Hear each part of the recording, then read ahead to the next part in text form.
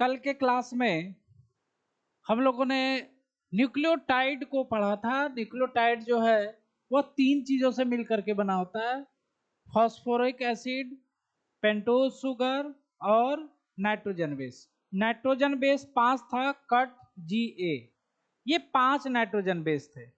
तो हमारे पास nucleic acid भी 2 होते हैं, डीएनए और आरएनए। तो डीएनए आरएनए है, तो उसी को हम लोग देखेंगे कि कैसे आखिर सबसे पहले बात न्यूक्लियोटाइड बनाएंगे, फिर न्यूक्लियोटाइड को जोड़ जोड़ करके न्यूक्लिक एसिड बना देंगे। तो यहां लिखेंगे फॉर्मेशन ऑफ न्यूक्लियोटाइड।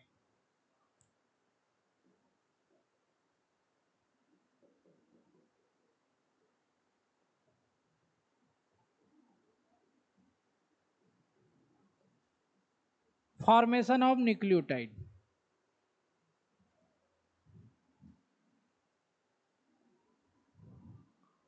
तो क्या करते हैं, हम शुगर ले लेते हैं। शुगर क्या करती है, शुगर एक हाथ में नाइट्रोजन बेस और एक हाथ में फॉस्फेट ग्रुप, दोनों को जोड़ करके न्यूक्लियोटाइड बन जाएगा। यही 3 है। तो यहां पर हम लोग क्या करते हैं, यहां पर शुगर बनाते हैं।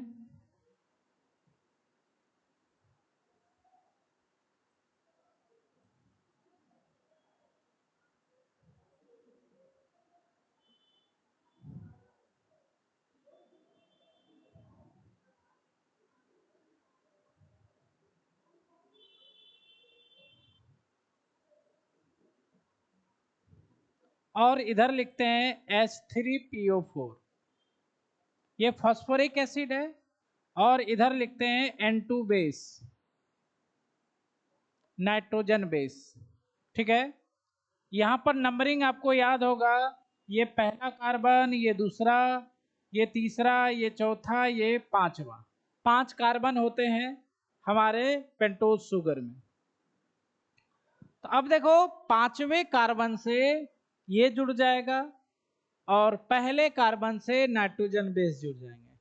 नाइट्रोजन बेस एक ही जुड़ेगा, 5 में से कोई एक ही जुड़ेगा, एक साथ 2 कभी नहीं जुड़ते, समझ रहे हो।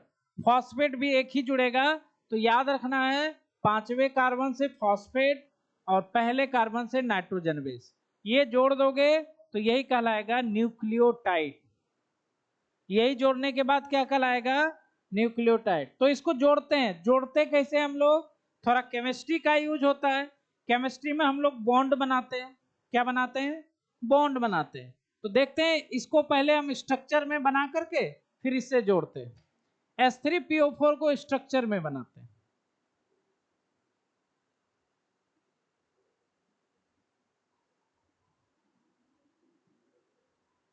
Phosphorus double bond O, OH, OH और नीचे होगा OH। ठीक है, अब इसमें और इसमें बॉन्ड बनेगा। तो देखो यहां पर, यहां से ये हाइड्रोजन निकलेगा और यहां से ये OH निकलेगा और ऑक्सीजन और कार्बन में बॉन्ड बन जाएगा। मतलब यहां वाटर निकल जाएगा, वो H और OH निकल जाएगा, जिसके कारण दोनों के पास इलेक्ट्रॉन कम हो जाएगा और दोनों क्या करेगा, शेयर कर लेगा। ये केमिस्ट्री का चीज है। तो यहाँ पे ये खत्म हो जाएगा, निकल जाएगा, और यहाँ से H भी निकल जाएगा, जिसके कारण अब क्या होगा, कार्बन और ऑक्सीजन के बीच में बॉन्ड बन जाएगा। तो इस बॉन्ड को हम लोग दिखाने के लिए थोड़ा सा अलग कलर का यूज करते हैं, ताकि समझ में आए कि ये दोनों बॉन्ड बनाए हुए। फॉस्फेट का ऑक्सीजन, शुगर का कार्बन, ये 5वें कार्बन से जुड़ा हुआ, ये जुड़ गया। ठीक है, अब नाइट्रोजन बेस है। अब नाइट्रोजन बेस जो है, यहां पर किसी एक नाइट्रोजन बेस को मान लेते हैं, जैसे एडेनिन मान लेते हैं। तो एडेनिन पूरा लिखने का जरूरत नहीं है, ए लिख देते हैं, एडेनिन। तो एडेनिन से क्या होगा, ये वाला जो कार्बन है, ये जो कार्बन है, इससे OH निकल जाएगा और एडेनिन से ये रिएक्ट कर लेगा। यहां पर डायरेक्ट आप बॉन्ड बना दो, दिमाग नहीं लगाना है कैसे बना नहीं बना, उतना हम लोग के लिए जरूरी नहीं है। ये यहां पर बॉन्ड बन गया दोनों के बीच में, ये बन गया बॉन्ड। तो इसको थोड़ा सा हम लोग अलग कलर से दिखा लेते हैं ताकि ध्यान में आता रहे कि भाई बॉन्ड बना है यहाँ पर। ये बन गया हमारे पास बॉन्ड। तो ये पूरा का पूरा पार्ट जो बना है फॉस्फोरस फॉस्फेट। अब देखो इसको हम लोग क्या कहेंगे, phosphate group, phosphate, phosphoric acid phosphate कहलाएगा। Phosphate plus sugar plus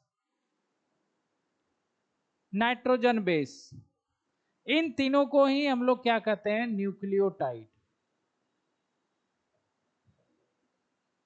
nucleotide. और अगर न्यूक्लियोटाइड से फॉस्फेट हटा दोगे, न्यूक्लियोटाइड से अगर फॉस्फेट हटा दोगे तो इसी को कहा जाता है न्यूक्लियोसाइड। तो इस पे ज्यादा दिमाग नहीं लगाना है, न्यूक्लियोसाइड पे, है ना। तो न्यूक्लियोटाइड हमारा बन गया phosphate sugar plus nitrogen base, ये हमारा रेडी हो गया न्यूक्लियोटाइड। अब इस न्यूक्लियोटाइड को हम जोड़ जोड़ करके पॉलीन्यूक्लियोटाइड बना सकते हैं। दिलखुश बाबू, इस न्यूक्लियोटाइड को हम जोड़ जोड़ के क्या बना देंगे, पॉलीन्यूक्लियोटाइड या डीएनए या आरएनए, यही बना सकते हैं हम लोग। तो यहां पर कुछ बातें और देखो,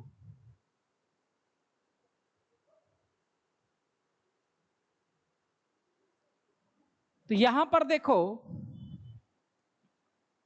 शुगर और नाइट्रोजन बेस जो कि एडेनिन हम लिखे हुए हैं, शुगर और नाइट्रोजन बेस के बीच में जो बॉन्ड बना है, इस बॉन्ड को कहा जाता है N glycosidic bond.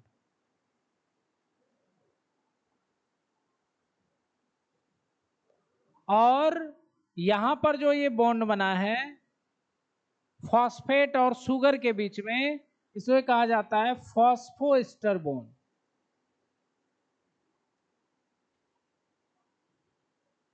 Phosphoester bond. तो इस बात को हम लोग लिख सकते हैं, फर्स्ट कार्बन ऑफ शुगर, जिसको हम लोग ऐसे भी लिखते हैं C1। C1 मतलब first carbon of sugar bonded with nitrogen base N2 base with an glycosidic bond.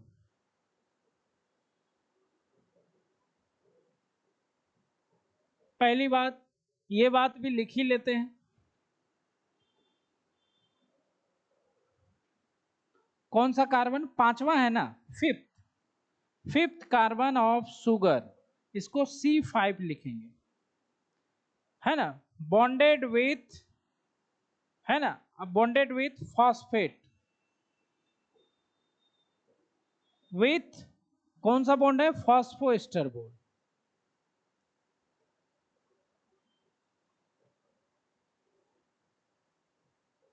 अब देखो कुछ दो बातें और देखो,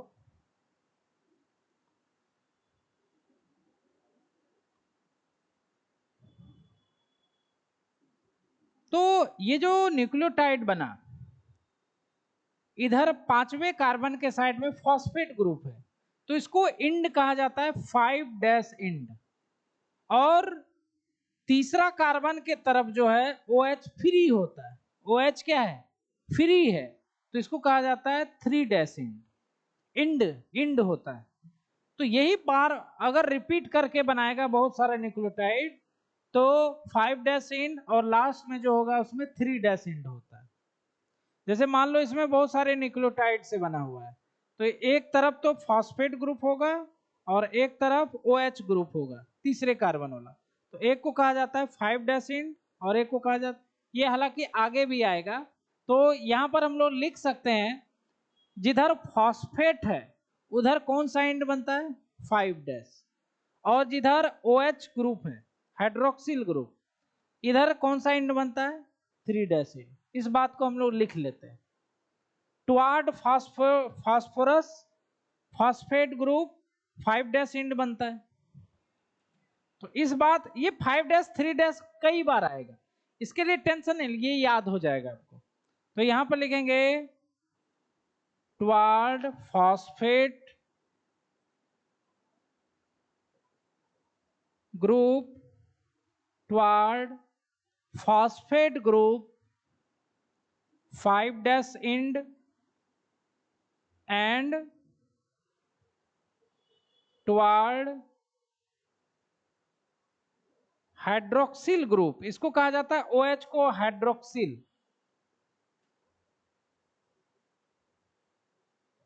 जिसे OH कहते हैं हम लोग, OH toward hydroxyl group 3 dash end present. बस ये इंड वाला सिस्टम सही समझ में आ जाएगा, आगे समझ में आ जाएगा। बस खाली अभी इसको खाली ध्यान रखो, और कुछ बड़ा बात तो नहीं बोले हैं। फॉस्फेट ग्रुप जो है उसको 5 डैश कहते हैं क्योंकि 5वें कार्बन से जुड़ा रहता है, और OH जो बचा हुआ है ये 3रे कार्बन से, इसलिए 3 डैश कहते हैं। कोई बड़ा बात नहीं है। दिलखुश बाबू को जगा दो, उसको लगा दो भाई, उसको लगा दो। हवा आ रहा है क्या?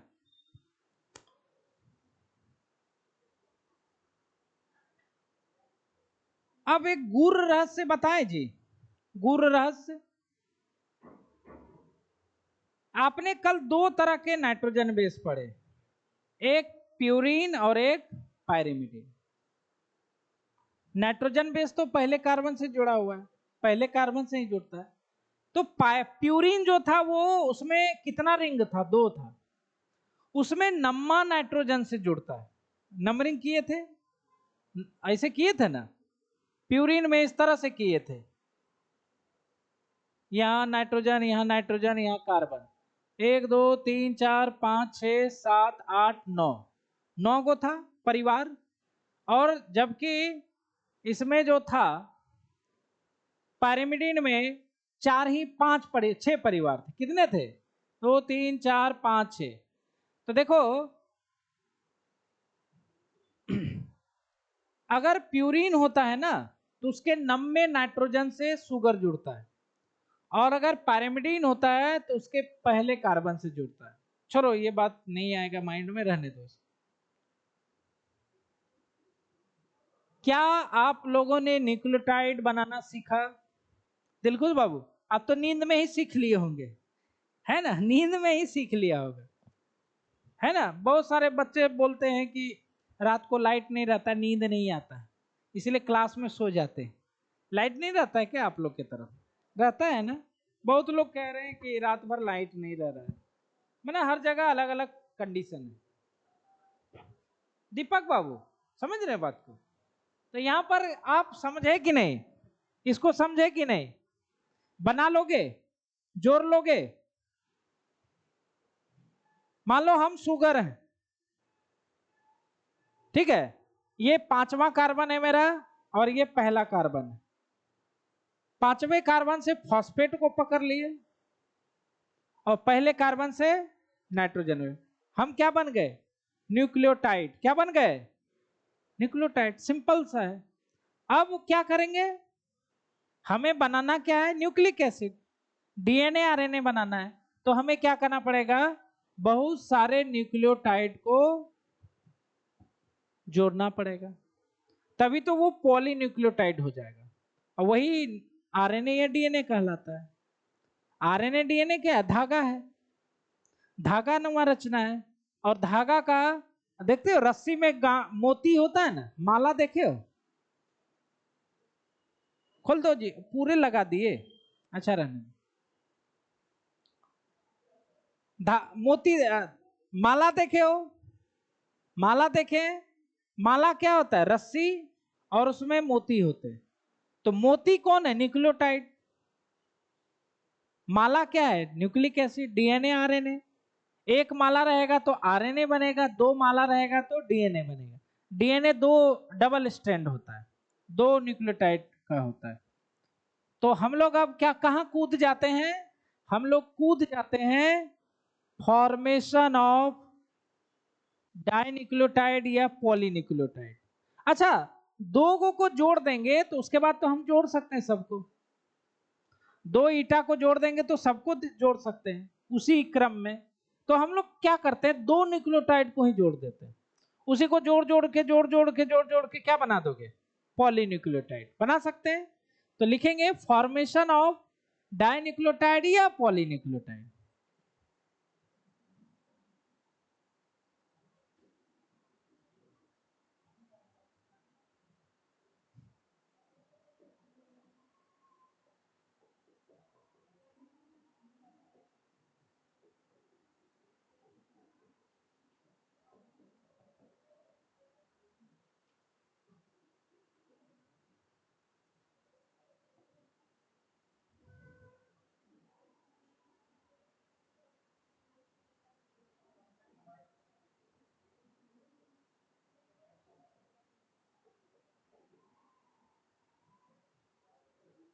पॉलीन्यूक्लियोटाइड।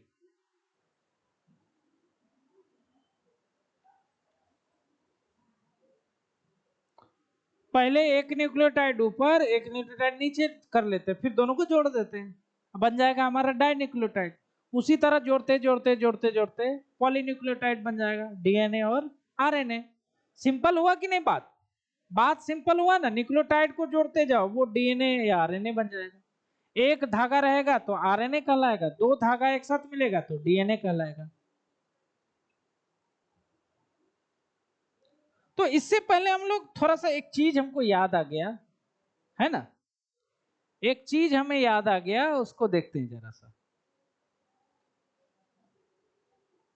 अच्छा, हम लोग एक चीज देख सकते हैं, आरएनए में कौन कौन सा न्यूक्लियोटाइड होगा, डीएनए में कौन कौन सा न्यूक्लियोटाइड होगा, देख सकते हैं।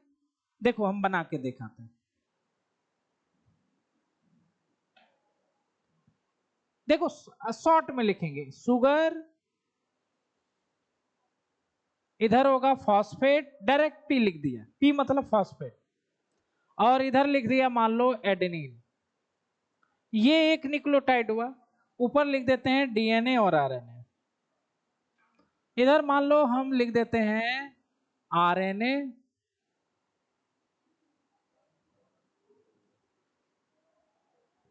इधर लिख देते हैं आरएनए, और इधर लिख देते हैं डीएनए, डीएनए।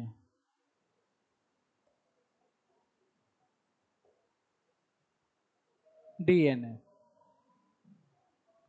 अच्छा, आरएनए में कौन सा शुगर होता है, राइबोज शुगर। डीएनए में कौन सा शुगर होता है, डीऑक्सीराइबोज।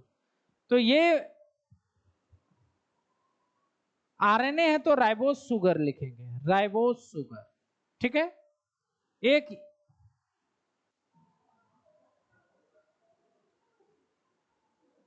तो यहां लिखेंगे राइबोज शुगर। दूसरा न्यूक्लियोटाइड कौन सा बनेगा, दूसरा बनेगा फास्फोरस, तो सेम ही रहेगा, दूसरा बनेगा साइटोसिन। तीसरा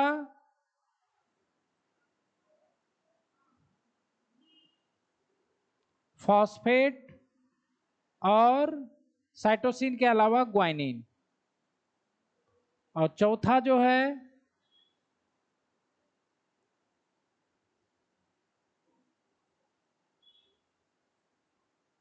फॉस्फेट यूरासिल। आरएनए में 4 न्यूक्लियोटाइड होते, कितने टाइप के न्यूक्लियोटाइड होते, 4। 4 शुगर कौन सा होगा, सबको मालूम है, ribose sugar, ribose sugar, ribose sugar. Phosphorus same ही रहेगा सब में, अंतर कहां पड़ेगा, एक बार एडेनिन जोड़ोगे, टोटल कितना न्यूक्लियोटाइड, सॉरी नाइट्रोजन बेस 5, कितना, लेकिन 4 क्यों बना है, क्योंकि आरएनए में जो होता है थाइमिन नहीं होता, और डीएनए में यूरासिल नहीं होता है, इसीलिए 4 ही प्रकार के न्यूक्लियोटाइड आरएनए में बनेंगे और डीएनए में बनेंगे। अब डीएनए का न्यूक्लियोटाइड बनाते हैं।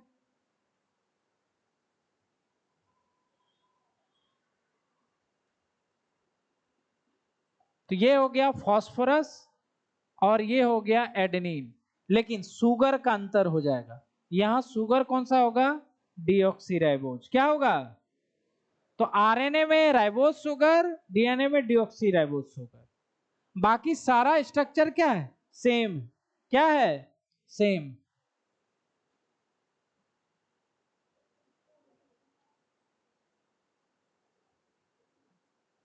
यहां भी सी हो जाएगा, यहां हो जाएगा जी, यहां होगा फास्फोरस, और लास्ट वाला बना देते हैं।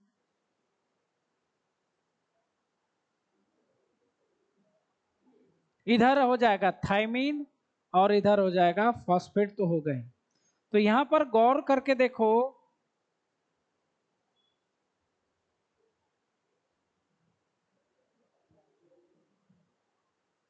Deoxyribose sugar, deoxyribose sugar, deoxyribose sugar.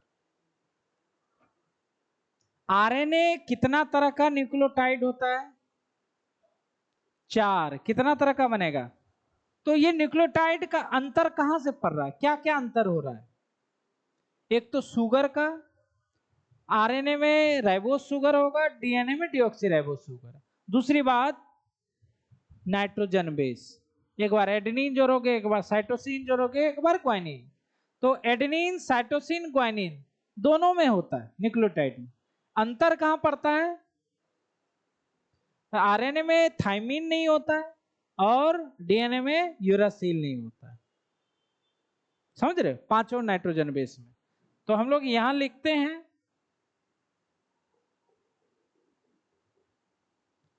RNA and DNA both have 4 nucleotide. जितना न्यूक्लियोटाइड होगा उतना न्यूक्लियोसाइड भी होगा। 4 होगा। उसके बाद इन आरएनए थायमीन एब्सेंट और इन डीएनए यूरासिल एब्सेंट, जो कि आप फिगर में भी देख रहे हो। 5 नाइट्रोजन बेस में 4 ही दोनों में पाए जाते हैं, क्योंकि एक एक गायब होता है। आरएनए में थायमीन गायब होता है, डीएनए में थायमीन प्रेजेंट होता है, यूरेसिल गायब होता है। तो इस तरह से आपको 4 न्यूक्लियोटाइड बनाना सीख गए। बताओ बना कि नहीं सही? देखो उसको बढ़िया से, देखो गौर से, समझ में आया?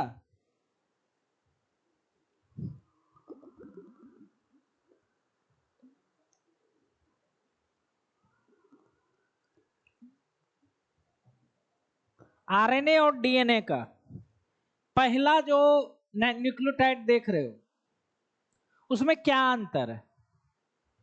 आरएनए का पहला, बोर्ड देखो, आरएनए का पहला और डीएनए का पहला, किसका अंतर पड़ रहा है? दीपक बाबू देख के बताओ, कौन सा शुगर का अंतर पड़ रहा है? आरएनए में कौन सा शुगर है? RS, ribose. और उसमें क्या है? तो डीएनए और आरएनए के न्यूक्लियोटाइड में अंतर क्या पड़ता है? शुगर का। किसका? नहीं तो दोनों सेम होता। यही अंतर है डीएनए और आरएनए में, शुगर का अंतर हो जाता है। दोनों के न्यूक्लियोटाइड में शुगर का अंतर है, बाकी सारा स्ट्रक्चर क्या है? सेम ही है। समझ रहे हो? फॉस्फेट वही है, नाइट्रोजन बेस भी वही हो रहा है, और एक जगह खाली अंतर पड़ रहा है कि आरएनए में यूरेसिल होता है, डीएनए में थायमीन होता है। उसके अलावा तो सारा स्ट्रक्चर आप देख रहे हो सेम ही है। तो अब क्या कर सकते हैं हम लोग? 2 न्यूक्लियोटाइड को जोड़ सकते हैं।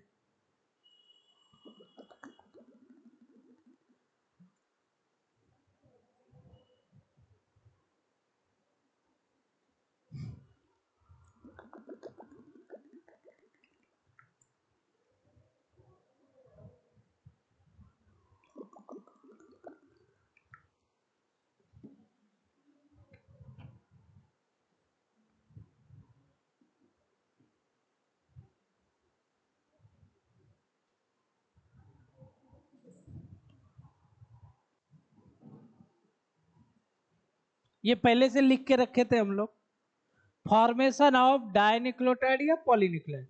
तो हम क्या करते हैं, पूरा स्ट्रक्चर के साथ लिख देते हैं। स्ट्रक्चर आपको याद नहीं रखना है, पहले बता दिया। समझ रहे बात को? याद रखना मतलब एग्जाम में तो नहीं आता है, लेकिन कंसेप्ट बना देगा ना वो। समझ रहे बात को? तो ये नहीं कि स्ट्रक्चर बना दिए माथा भारी हो गया, कैसे याद होगा हमको, बैठ गए रटने के लिए। रटना नहीं है स्ट्रक्चर। स्ट्रक्चर इसलिए बता रहे हैं ताकि आपको थ्योरी समझ में आए। समझ रहे बात? जगह दो दिलखुश बाबू को, झपकियां ले रहे हैं लगातार। तो यहां पर एक न्यूक्लियोटाइड लिखते हैं,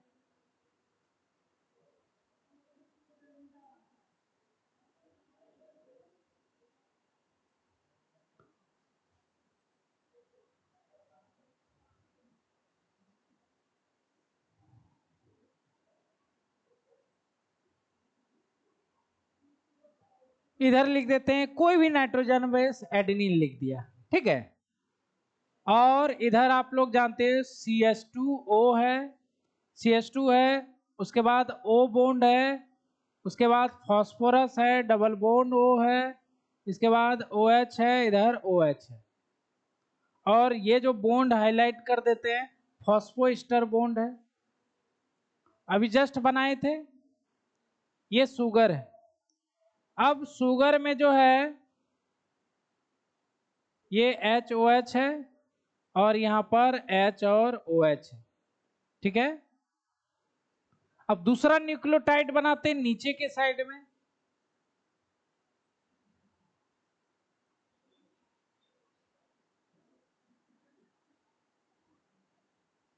इधर मान लो कुछ भी डाल दो, साइटोसिन अपने मन से डाल सकते हो, ठीक है। और इधर डाल दिया CH2, इसके बाद O, phosphorus, double bond O, OH और OH, ठीक है। अब इसको इससे जोड़ना है ना, क्योंकि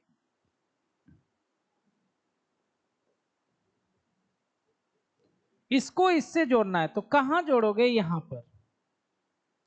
यहां पर देखो, फास्फोरस का OH और इसका H निकल जाएगा। OH और H बार बार निकल जाता है और वो पानी में कन्वर्ट हो जाएगा। ये निकल गया और ये भी निकल गया। अब बॉन्ड किसके बीच बन जाएगा? बॉन्ड बन जाएगा फास्फोरस और ऑक्सीजन के बीच में। फास्फोरस और ऑक्सीजन के बीच में। तो इस बॉन्ड को हम लोग हाईलाइटेड करते हैं। यही वो बॉन्ड है जिसने दो न्यूक्लियोटाइड को जोड़ दिया। और ये वाला तो आप लोग को पहले से मालूम है, ये न्यूक्लियोटाइड वाला बॉन्ड है। तो एक तरह से दोनों न्यूक्लियोटाइड को ये वाला बॉन्ड जोड़ा हुआ है।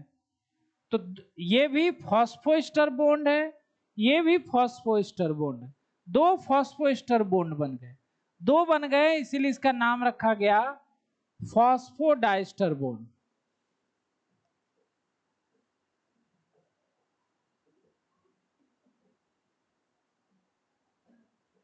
इसीलिए इसका नाम रखा गया फॉस्फोडाइस्टर बॉन्ड। तो हम लोग अतः लिख सकते हैं two nucleotide are bonded with phosphodiester bond. क्या बोलेंगे?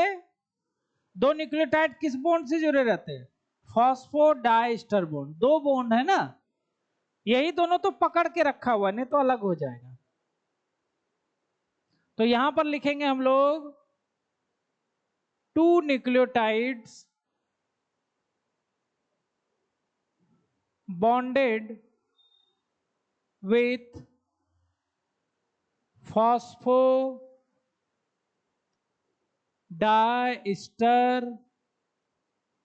बॉन्ड। Phosphodiester bond. दूसरी बात,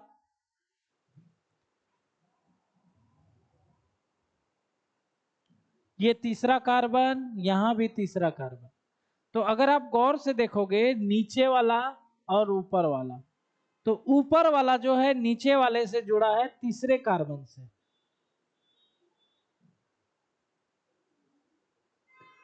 ऊपर वाला नीचे वाले न्यूक्लियोटाइड से कहां से जुड़ा है? यही ना बॉन्ड बना। तो ये इसी कार्बन का ना OH था, नहीं तो ये अलग हो जाएगा।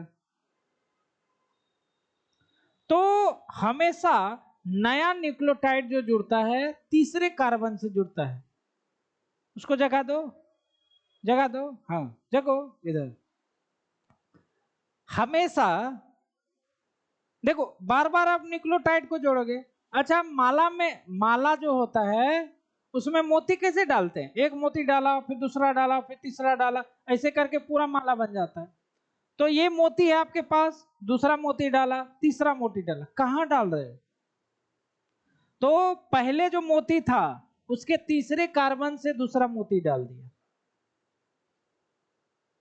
देखो ऐसे ऐसे कर रहा है दिलखुश बाबू, ऐसे ऐसे कर रहा है, समझ गया वो। किल्विस देखे हो शक्तिमान, तो शक्तिमान में ऐसे से करता, वो भी ऐसे से करके सीख गया। तो तुम लोग भी कुछ अपना ट्राई करो नया, है ना। तो यहां पर देखो फॉस्फोडाइस्टर बॉन्ड, तो यहां पर हम लोग क्या लिखेंगे?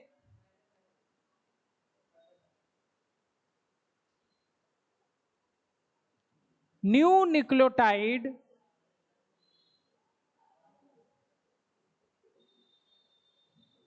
joined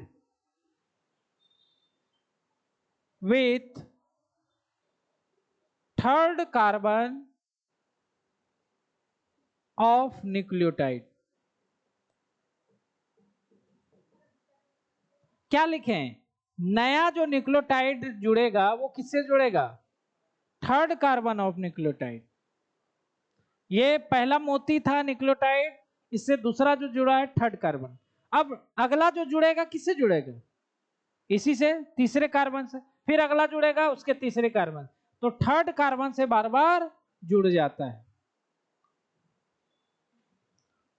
अब देखो दो न्यूक्लियोटाइड है, इसका ये कौन सा एंड होगा? 5' ये OH बचा रह गया ना। मान लो हजारों होगा तो लास्ट में तो यही बचेगा, तो इसको कहा जाता है 3'। इसको क्या बोलते हैं? 3'। तो ये जूम करके दिखाया गया।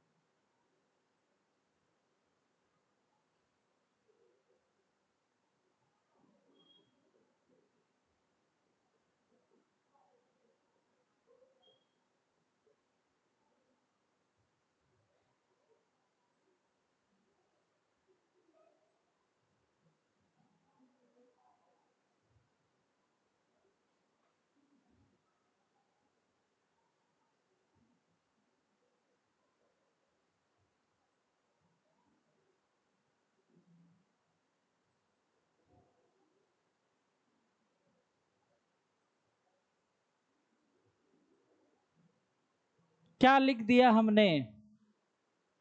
Number of phosphodiester bond equal to क्या होता है? Number of nucleotide -1। मान लो आपको 100 न्यूक्लियोटाइड दिए, कितना? तो उसमें कितना फॉस्फोडाइस्टर बॉन्ड बनेगा? 99। कितना बनेगा? 99 को। ऐसे भी देखो दो न्यूक्लियोटाइड है ना, कितना बॉन्ड बना? एक हो, एक और जोड़ेंगे तो कितना बनेगा? 2, मतलब एक कम बन रहा है, समझ रहे हो? तो फॉस्फोडाइस्टर बॉन्ड की संख्या आप निकाल सकते हो।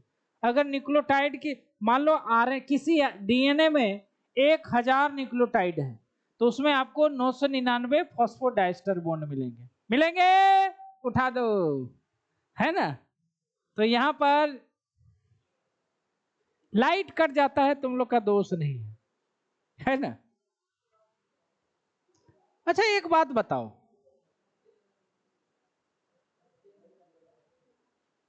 एक बात बताओ,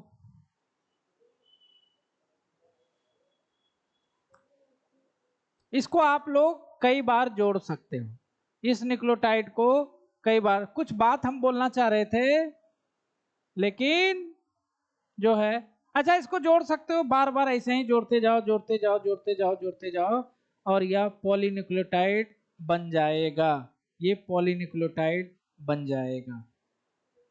तो इससे रिलेटेड 2-3 क्वेश्चन कर लो, उसके बाद ये क्लियर हो जाएगा।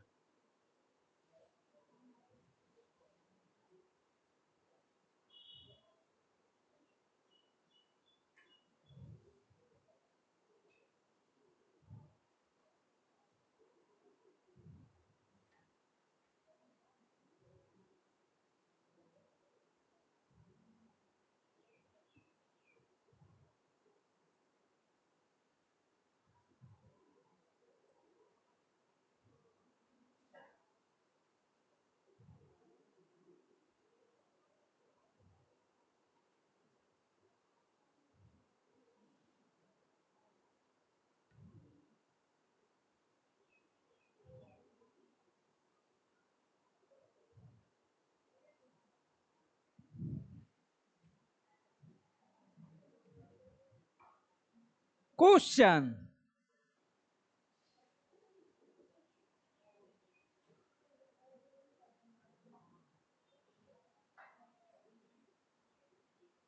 how many different type of nitrogen base nucleotide and nucleoside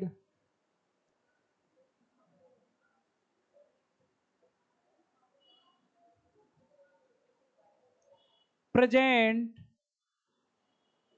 in a living cell?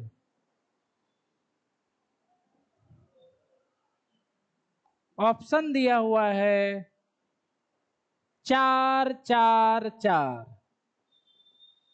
दूसरा ऑप्शन दिया हुआ है 5 8 8, तीसरा ऑप्शन दिया हुआ है 4 8 8 और चौथा ऑप्शन दिया हुआ है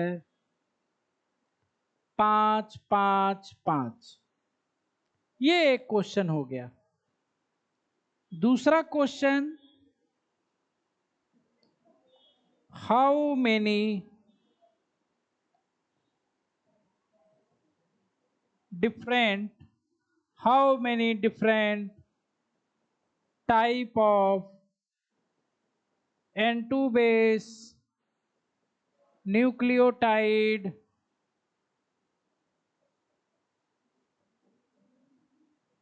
and nucleoside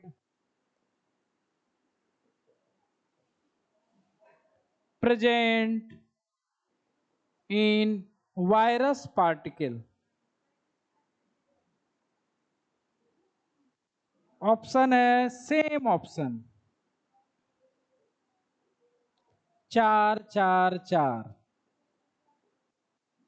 दूसरा है 5 8 8, तीसरा है 4 8 8, चौथा है 5 5 5। ये है आपका क्वेश्चन। तो पहला क्वेश्चन को सॉल्व करो। आपसे पूछ रहा है कोई लिविंग सेल है, नाम नहीं दिया है कौन सा है, प्लांट है, एनिमल्स, किसी के लिए भी, कोई भी लिविंग सेल है, उसमें पूछ रहा है कि न्यूक्लियोटाइड कितना होगा, न्यूक्लियोसाइड कितना होगा, नाइट्रोजन बेस कितना होगा, वो आपको निकालना है। हम एक हिंट आपको दे दे रहे हैं कि सेल के अंदर आरएनए भी होगा और डीएनए भी होगा। तो आरएनए डीएनए दोनों को अलग अलग जोड़ जोड़ के इसको बनाओ, बनाओ, थोड़ा दिमाग लगाओ, थोड़ा सा दिमाग लगाइए। कॉपी निकालिए, जल्दी कॉपी निकालो, जल्द, अरे भाई जल्दी निकालो।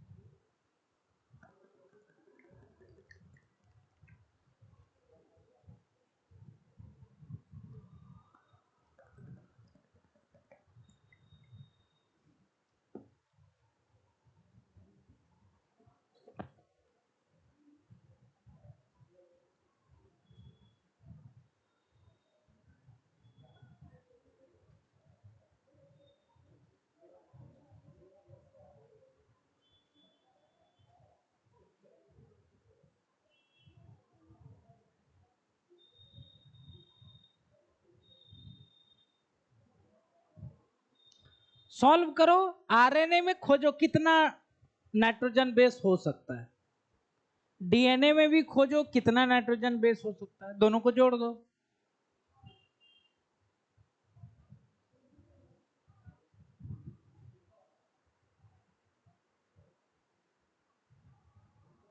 ऑप्शन देखो और पता करो।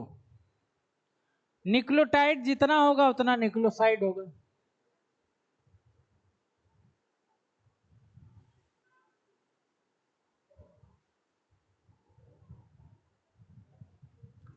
चार आ रहा है, तीसरा आ रहा है। चलो कम से कम बनाए, और किसी का आना चाहिए ना। ए नंबर वो भी देख लेते हैं।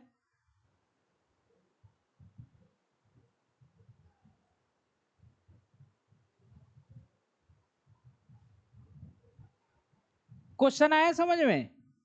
आरएनए भी है, डीएनए भी है, तो नाइट्रोजन बेस कितना होगा टोटल? 4 होगा या 5 होगा?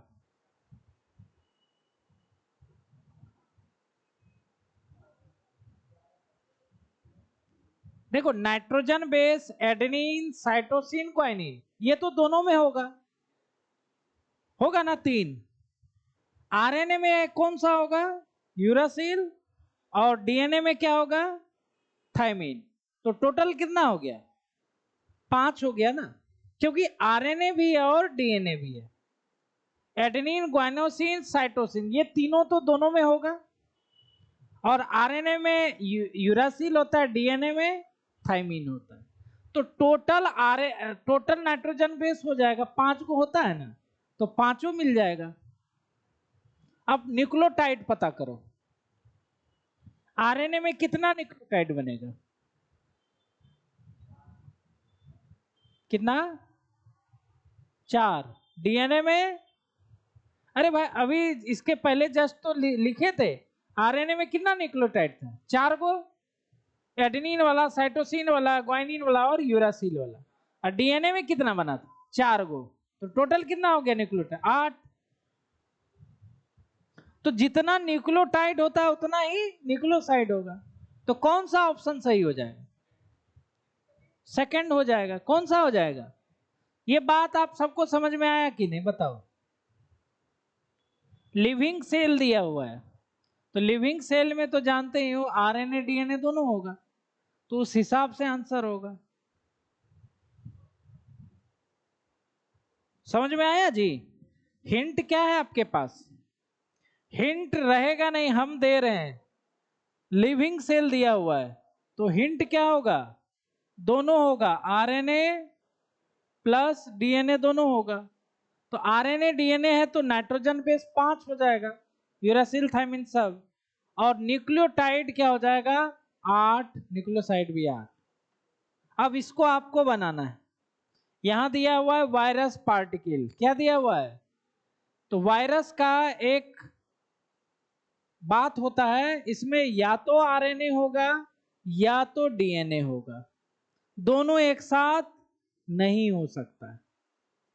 आप लोग मीम्स एक देखे होंगे बहुत बार, उसमें लिखा रहता है कि हमने बचपन में पढ़ा है कि वायरस में या तो डीएनए होता है या आरएनए होता है, लेकिन एक वायरस होता है दुनिया में जिसमें दोनों होता है, मतलब उसको ध्यान में नहीं रखा जाता है। तो हम लोग क्या मानते हैं? आरएनए, मतलब उसमें लिखा रहता है मीम्स में, कंफ्यूजन ही कंफ्यूजन है। समझ रहे बात? तो वायरस में क्या होगा? या तो आरएनए या तो डीएनए। अब खोजो, या तो आरएनए देकर आंसर देना होगा या डीएनए। क्या होगा आंसर? बनाओ इसको और बताओ। राहुल बताओ इसको।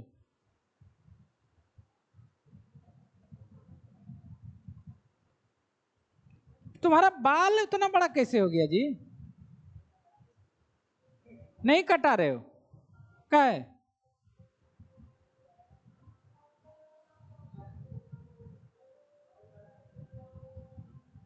इतना बड़ा बाल रखने क्या जरूरी है?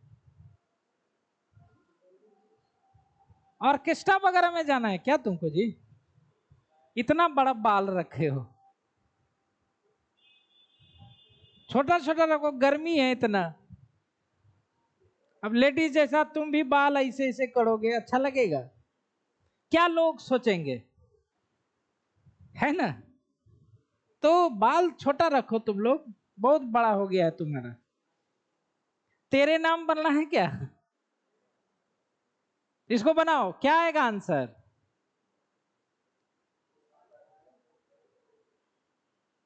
तुम लोग सारा दिमाग दाल भात चोखा बनाने में ही वेस्ट कर देते हो। बताओ क्या होगा जी? क्या नाम है तुम्हारा? नाम भूल जाते हैं। मुकेश। मुकेश की यादें, बताओ क्या होगा? सी। सी आ रहा है।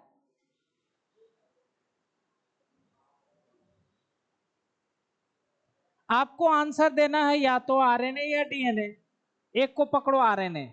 बताओ आरएनए में कितना नाइट्रोजन बेस होगा? कितना होगा? 4 होगा ना? नहीं होगा, टोटल 5 होता है, जिसमें से थायमिन होता नहीं है, तो 4 होगा। न्यूक्लियोटाइड कितना होगा? 4 ही होता है आरएनए में, अभी जस्ट पढ़ा है। और न्यूक्लियोसाइड भी 4। अब डीएनए को लेकर आंसर दो। तो डीएनए में कितना नाइट्रोजन बेस? 4 ही होता है, यूरेसिल नहीं होता। न्यूक्लियोटाइड भी 4, न्यूक्लियोसाइड भी 4। क्या होगा आंसर? तो देखो कितना अंतर हो जा रहा है वायरस और लिविंग सेल में। इसको चाहो तो इसको याद भी रख सकते हो। लिविंग सेल में नाइट्रोजन बेस 5 होते हैं, मतलब टोटल, और न्यूक्लियोटाइड न्यूक्लियोसाइड 4। ये टाइप है, नंबर नहीं है। क्या है? यही टाइप मिलकर के हजारों बन जाएंगे चेन में।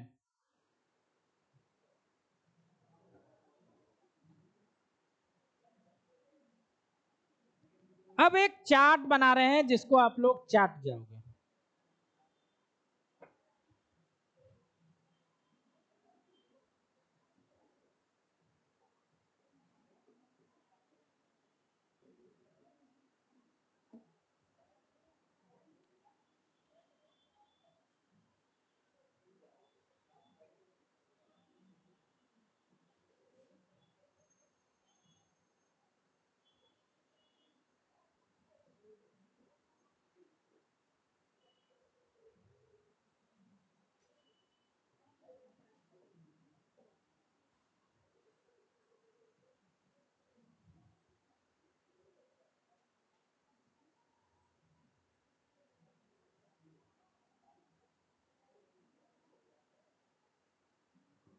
न्यूक्लिक एसिड 2 होते हैं।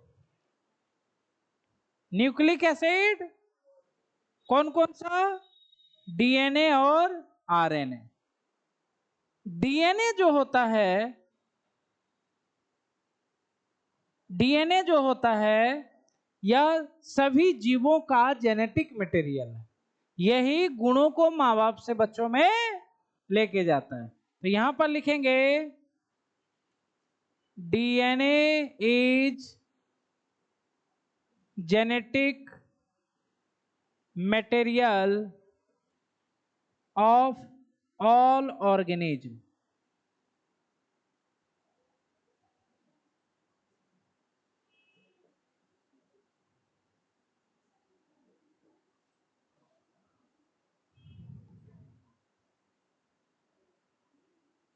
डीएनए डबल स्टैंडर्ड होते हैं। क्या होते हैं? डबल स्टैंडर्ड, जिसको हम लोग शॉर्ट में लिखते हैं डीएसडीएनए। और डबल स्टैंडर्ड डीएनए आप ऐसे बना सकते हो, इस तरह से। तो डीएनए 2 पॉलीन्यूक्लियोटाइड का बना होता है या 2 धागों का बना होता है, इसीलिए इसको डबल स्टैंडर्ड डीएनए कहते हैं। और यह सभी जीवों में पाया जाता है, इन ऑल ऑर्गेनिज्म। लेकिन एक ऐसा भी वायरस पाया गया है जिसमें डीएनए सिंगल स्टैंडर्ड होते हैं।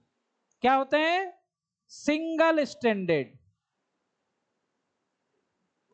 और इसका एग्जाम्पल जो हो गया ओनली वायरस।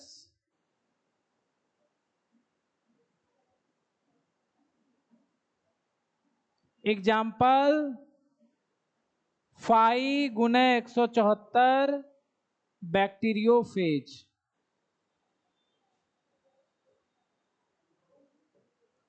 तो इससे हमें क्या सीख मिला कि वायरस जो है वह लिविंग नहीं है, ऑर्गेनिज्म नहीं है। वायरस नोट ऑर्गेनिज्म, वायरस जीव नहीं है, वायरस जीव नहीं है। तो डीएनए कैसा होता है? डीएनए डबल स्टैंडर्ड होता है। कैसा होता है? मतलब एक धागा इधर एक धागा इधर, दोनों जुड़े रहते हैं। ये पॉलीन्यूक्लियोटाइड, ये पॉलीन्यूक्लियोटाइड, और दोनों जुड़ करके डीएनए बनाते। लेकिन आरएनए में कितना धागा होता है? एक ही होता है। कितना होता है? एक ही होता है, सिंगल स्टैंडर्ड होता है। तो आरएनए की बात करें तो आरएनए दो प्रकार का होता है। एक non genetical RNA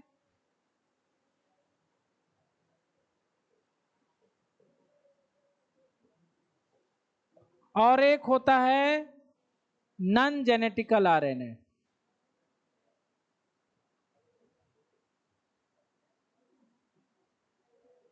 genetical RNA, non genetical RNA.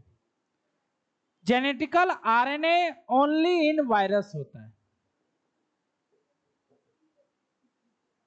और non genetical RNA all living organism में होता है। All living organism.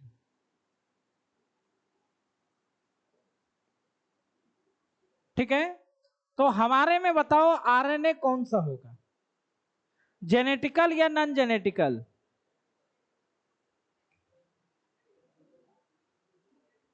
हम लोग ये है ना, वायरस है हम लोग। हम लोग क्या है? वायरस। तो क्या होता है? जेनेटिकल। वायरस में हमारे में क्या होता है? Non genetical. क्या होता है?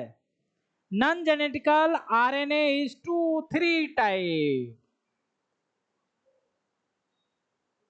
शॉर्ट में लिख देते हैं mRNA, tRNA एंड rRNA।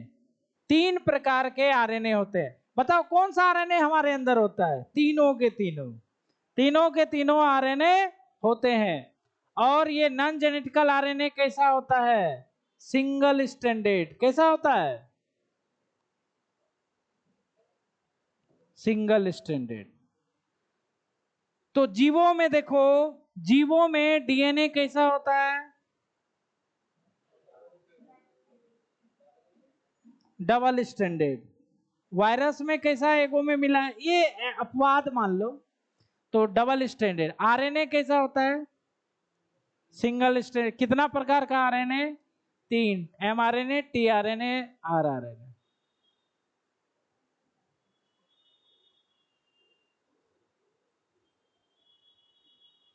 ठीक है, तो इसको लिख लीजिए। आप लोग लिखते नहीं है ना, 11th वाला भी लिखता है बहुत, वो सब लिखता है। देखते हैं कुछ दिन बाद प्रैक्टिस हो जाएगा तो फिर उसको पीडीएफ दे देंगे। अभी बैठ के लिखता है, उसे बोलता है सर लिखते हैं थोड़ा सा, शुरुआत है ना, बैठ बैठ के लिख लेता है, ज्यादा टाइम लगता है। ये बात समझ में आया आपको? जेनेटिकल आरएनए और नॉन जेनेटिकल आरएनए समझ में आया सबको? जेनेटिकल आरएनए दो प्रकार का होता है।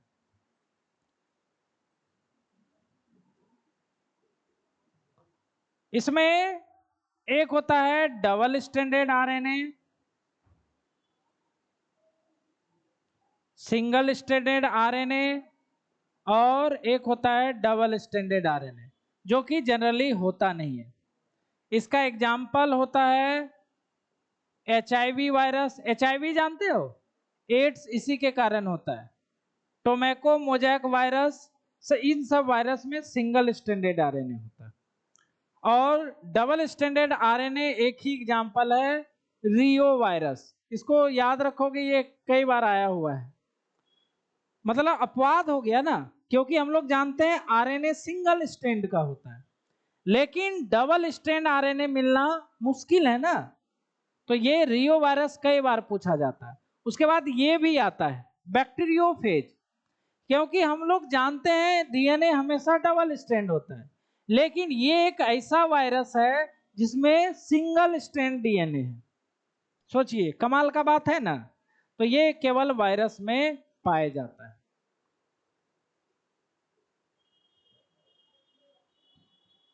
हाँ बताओ, इसमें कोई डाउट?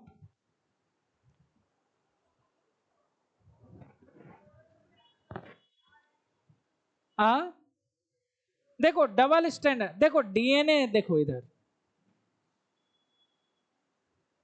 अगर ऐसा है, एक पॉलीन्यूक्लियोटाइड है, इसको भी बना के दिखाएंगे। मतलब ये बहुत सारे न्यूक्लियोटाइड से बना हुआ है। तो डीएनए में दो धागा होता है पॉलीन्यूक्लियोटाइड, एक धागा ये, दूसरा धागा ये, इस तरह से। तो ये हो गया डबल स्ट्रैंडेड। क्या हो गया? अगर ऐसा हो, एक ही धागा हो, इसको कहा जाता है सिंगल स्ट्रैंडेड। डबल स्टैंडर्ड को शॉर्ट में लिखते हैं डीएस, और सिंगल ये बहुत आएगा आगे। डबल स्टैंड सिंगल स्टैंड क्या है ये आगे आएगा, इसलिए शॉर्ट में लिख दिए इसको। ये डबल स्टैंड और ये क्या हो गया? Single stand. बात पूछ गए सभी लोग? तो अगले क्लास से हम लोग डीएनए का स्ट्रक्चर पढ़ेंगे। क्या पढ़ेंगे? DNA structure. डीएनए भी स्टार्ट नहीं हुआ है, डीएनए भी स्टार्ट, खाली आज हम लोग न्यूक्लियोटाइड खत्म किए। ठीक है, तो रहने देते हैं आज।